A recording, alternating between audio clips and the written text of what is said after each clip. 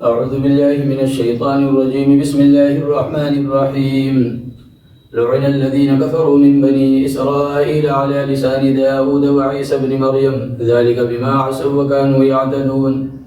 كانوا لا يتناهون عن منكر يفعلوه لبئس ما كانوا يفعلون ترى كثيرا منهم يتولون الذين كفروا لبئس ما قدمت لهم أنفسهم أن سخط الله عليهم وفي العذاب هم خالدون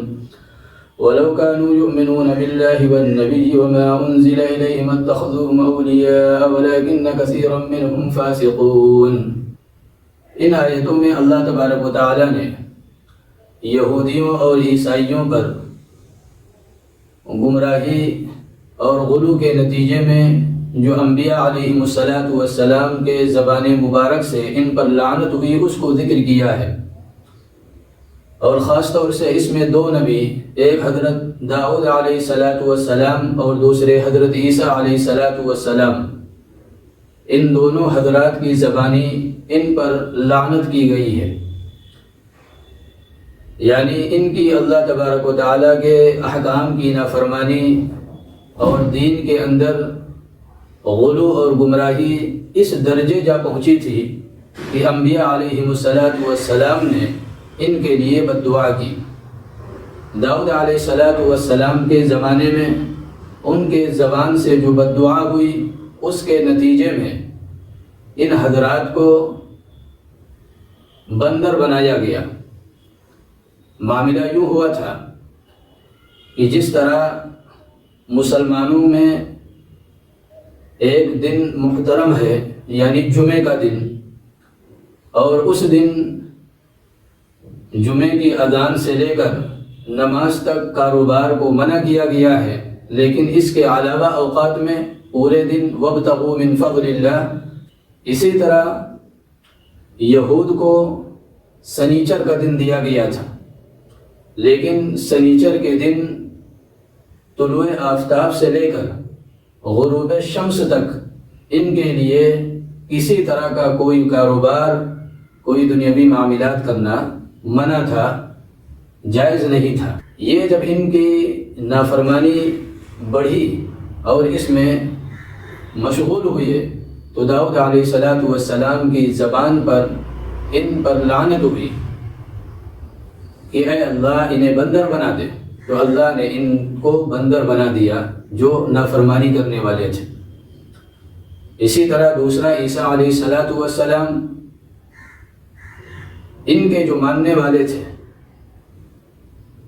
مومن ہونے کے باوجود انہوں نے معجزات کا مطالبہ کیا اور کہا آپ آسمان سے دعا فرمائیں کہ اللہ تبارک و تعالی ایک خوان نازل کر دے، دسترخوان اتار دے جس پر کھانے سجے ہوئے ہوں۔ اولاً عیسیٰ علیہ السلام نے منع کیا، لیکن پھر دعا فرمائی، دسترخوان نازل ہوا۔ مفسرین نے لکھا ہے اس میں گوشت، روٹی اور اس طرح کی چیزیں ہوتی تھیں، کھاتے یہ لوگ، لیکن انہوں نے کھانے کے ساتھ ساتھ جمع کرنا شروع کر دیا اگلے دن کے لیے، جو کہ ان کے لیے منع تھا۔ جب یہ نافرمانی کی تو عیسیٰ علیہ السلام کی زبان سے ان پر لعنت ہوئی اور یہ خنزیر بنا دیے گئے، گندا جانور بنا دیے گئے۔ لہذا ان دونوں واقعوں کو ذکر کیا ہے، اور اس کے بعد آگے فرمایا کہ ان کے اندر ایک خرابی اور تھی کہ یہ برائیاں ان کے سامنے ہوتی تھیں، لیکن برائیوں سے لوگوں کو منع نہیں کرتے تھے۔ یعنی برائی معاشرے کے اندر اگر ہو، کوئی پنپ رہی ہو، تو اس برائی کو ختم کرنا یہ ایمانی تقاضا تھا، لیکن یہ حضرات ان برائیوں کو سامنے ہوتے ہوئے دیکھتے اور پھر وہ معاشرے کے اندر جب پھیل جاتی تو رفتہ رفتہ وہ عادت بن جاتی، اور جب عادت بن جاتی ہے تو اس کے گناہ ہونے کی جو ایک قباحت تھی وہ دھیرے دھیرے ختم ہو جاتی ہے۔ لہذا ان کی ایک نافرمانی یہ ذکر فرمائی کہ یہ برائیوں سے روکتے نہیں تھے۔ آپ صلی اللہ علیہ وسلم نے فرمایا کہ شروع میں بنی اسرائیلیوں کے اندر جب کوئی گناہ کرتا تو ان کے علماء اسے روکتے، لیکن اگلے دن پھر وہی گناہ کرتے ہوئے، وہی برائی کرتے ہوئے وہ نظر آتا، وہ باز نہ آتا، اس کے باوجود بھی ان لوگوں نے انہیں الگ نہیں کیا، یعنی علماء برادری نے انہیں الگ نہیں کیا، انہی کے ساتھ اٹھتے بیٹھتے کھاتے پیتے رہے، جس کی بنا پر اللہ تبارک و تعالیٰ نے ان کے قلوب کو ایک جیسا کر دیا۔ اللہ کے نبی صلی اللہ علیہ وسلم نے فرمایا کہ امر بالمعروف اور نہی عن المنکر کرتے رہو، یہ نہایت ضروری ہے۔ برائیوں پر روک ٹوک کرنا، لوگوں کو طاعت و فرما برداری کی طرف لے جانا، انہیں ترغیب دینا، یہ امت محمدیہ کا درجہ امتیاز ہے۔ آپ صلی اللہ علیہ وسلم نے ایک حدیث میں فرمایا کہ من رأى منکم منکرا فلیغیرہ بیدہ، کہ تم میں سے جو شخص کسی برائی کو دیکھے تو اسے چاہیے اپنے ہاتھ سے روک دے اگر صاحب اقتدار ہے، اور اگر صاحب اقتدار نہیں ہے تو کم سے کم زبان سے اس برائی کا برائی ہونا بیان کر دے، اور اگر یہ بھی نہیں کر سکتا تو دل سے اسے برا سمجھے اور اس سے دوری اختیار کر لے۔ یہ دوسرا جرم ان کا ذکر کیا کہ یہ برائیوں سے روکتے نہیں تھے۔ اس کے بعد تیسری بات فرمائی کہ یہ لوگ ایمان والوں کو چھوڑ کر یہ مشرکوں سے دوستی کرتے ہیں، کافروں سے دوستی کرتے ہیں، اور اس دوستی میں اور مسلمانوں سے عداوت اور بغض میں یہ کتنا آگے جا چکے ہیں۔ سورہ نساء میں اس کا تذکرہ قرآن کریم نے کیا کہ جب جنگ کی آگ بھڑکائی جا رہی تھی